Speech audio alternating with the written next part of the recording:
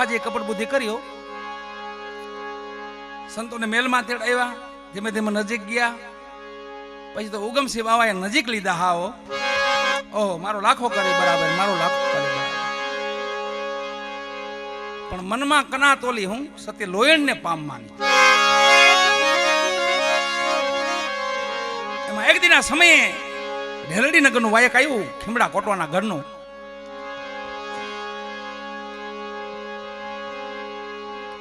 અને બધી ગદગંગાએ કીધું હાલો બાપા, મોરબી જાવું છે, ઢેલડી નગર જાવું છે.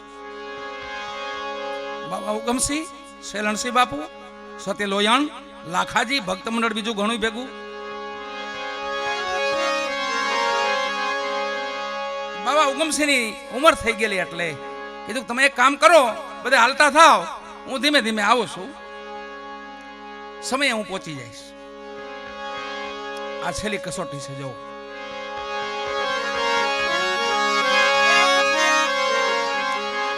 આખું ગત મંડળ હાલ્યું, ઢેલડી નગર પહોંચ્યું.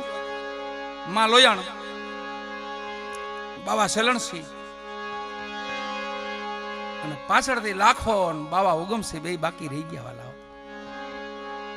અહીંયા જો કમતી અહીંયા હોજી. જો ગમે એટલા ભજનમાં બેહી, ગમે એટલા ભજન ગાઈ, પણ કમતી નો આવે આપણને સદબુદ્ધિ આવી, એ માટે તો ભજન કરવા આપણે, ભજન સાંભળવા પડે છે. સદબુદ્ધિ આવે બસ.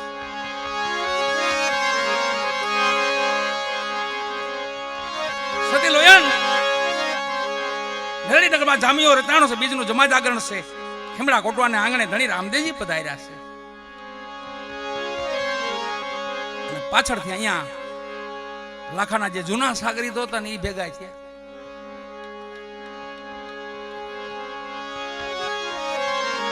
જ્ઞાનની વાત છે ને સત્સંગની વાત છે ને એક બાળક કરતું ને તોય સાંભળવું, અને અસત્યની વાત કદાચ બુઢો કરતો હોય ને તો એને મૂકી દેવું.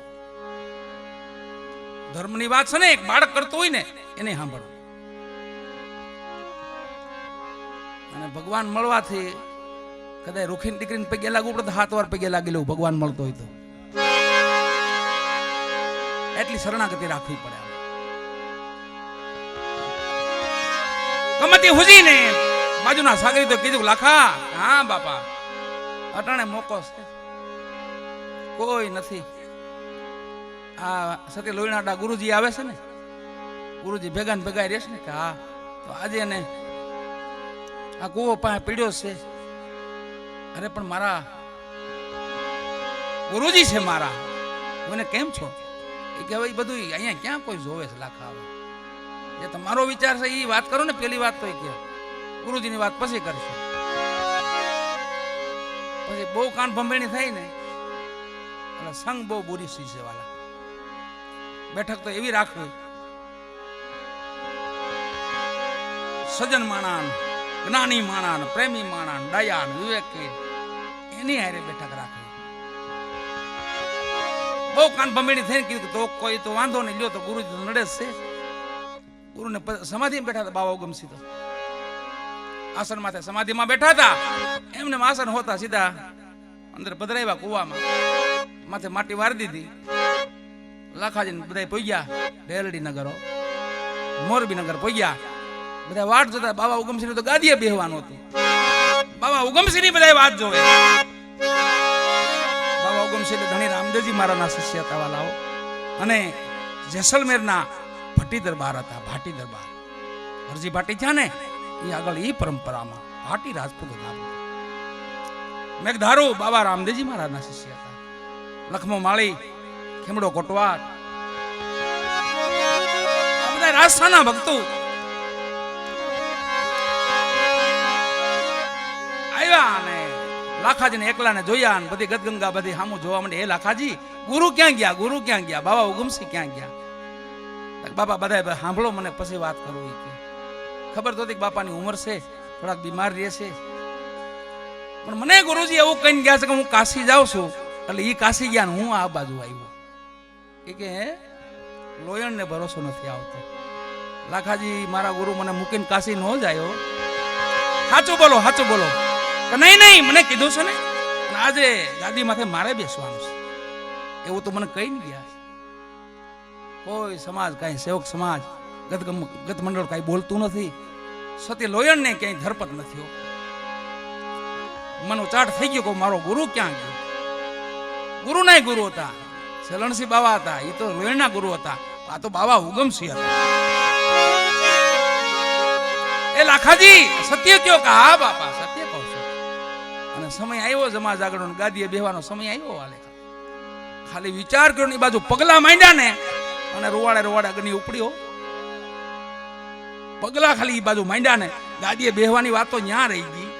પણ ખાલી એવો કૂડો વિચાર આવ્યો ને હવે ગુરુની ગાદી માથે હું બેહું, એવો ખાલી કલ્પના આવીને તા તો રોવાડે રોવાડે અગ્નિ ઉપડી વાળા. અને પછી તો ન્યા ન્યા ઢળી પીડ્યા. ગાદીએ પોગ્યા ને હામાં ઢળી પીડ્યા. હામાં આવું કે મને અગ્નિ થાય છે, મને અગ્નિ થાય છે, મને પીડા થાય છે. સતી ઓળખી ગયા કે ઓહો કઈ કપટ કરી ગયા લાગે છે. ધર્મ આરે કા કપટ કર્યું છે. જોડીમાં નાખીને જે કઈ હતું ત્યાં સગવડમાં નાખી સીધા લાવ્યા આટકોટો. આટકોટ લાવીને ઢોલિયા માથે નાખી દીધા. કાયમ હાંજ પડે ને સત લોયણ આવે ઢોલિયા પાસે. હે લાખા ધર્મ કરો તો ધણી પણ મેલી ગયો. એવી 12 વર્ષ લગી કાયમ રાત્રિનું એક ભજન લાખાને સંભળાવે. લાખો પછી પીડામાં હાવ ઘેઘોર થતો જતો હતો. ઘેઘોર કાયમ માટે પીડા વધતી જાય. એ સતી પછી જેને રાણી બનાવવાના હતા ને એને તો પછી માં કહેવા માંડ્યા, ગુરુ કહેવાય. એ ગુરુ મહારાજ મારે શું કરવું, આ પીડામાંથી હું કેમ મુક્ત થાવ?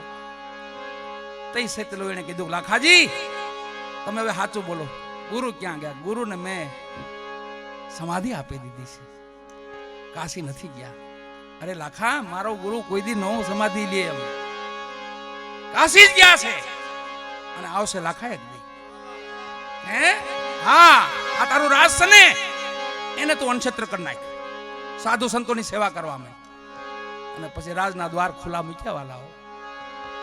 સાધુડાન ભક્તો ગરીબ ને ગુજાર ને બધા આવી લાખાજીના બે મોઢે વખાણ કરે છે. વાહ સતી લોયણ, વાહ લાખાજી, વાહ સતી લોયણ, વાહ લાખાજી. ઈ વાત માથે 12 વર્ષ વીતી ગયા. બે સાધુડા અહીંથી ફરતા ફરતા ફરતા ફરતા કાશી ગયા. અને બાવા ઉગમસિંહ માં ગંગાને કાંઠે બેઠા છે. અને ન્યા સાધુડા પાસે વખાણ કરતા કરતા નીકળ્યા.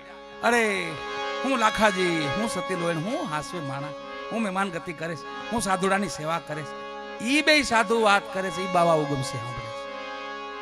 વિચાર આવ્યો કે મારો દીકરો લાખો તો નહીં હોય ને, મારી દીકરી લોયણ તો નહીં હોય ને. બે સાધુને બોલ્યા કે ભાઈ સંતો અહીંયા પધારો. તમે કોની વાત કરો બાપા? અરે બાપુ અમે શું વાત કરી, અમે તો એક ગુજરાતમાં એક નાનું એવું નગર છે આટકોટ નામનું, અને ત્યાં બે એક રાજવી છે ત્યાંનો, પણ અત્યારે તો ભગત બની ગયો છો. હું સાધુડાની સેવા કરે છે. અને સતી લોયણ છે ઈ પણ પરમ ભગત છે ભગવાનના. પાછો વિચાર્યો કે મારા દીકરા હવે પાકું દે.